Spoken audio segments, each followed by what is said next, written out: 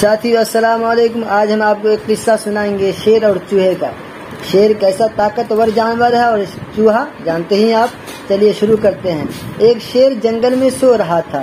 ایک چوہا بھولے سے اس کے سر پر چڑھ گیا یعنی بیٹھ گیا۔ شیر بیدار ہوا اور چوہے کو اپنے پنجے میں پکڑ لیا یعنی جکڑ لیا۔ چوہے نے ہاتھ جوڑ کر کہا، حضور مجھ سے غلطی ہو گئی، معافی چاہتی ہوں، آپ اس وقت مجھے معاف کریں، میں کسی دن آپ کے کام ضرور آؤں گا۔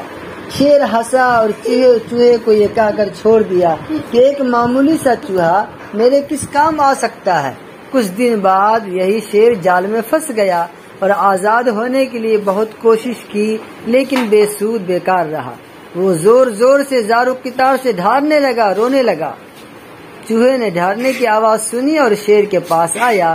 اس نے جھٹ سے اپنے تیز دانتوں سے جال کی رسیاں کاٹ ڈالی اور شیر کو آزاد کیا۔ شیر نے چوہے کا شکریہ ادا کیا، اس کا خیر مقدم استقبال کیا۔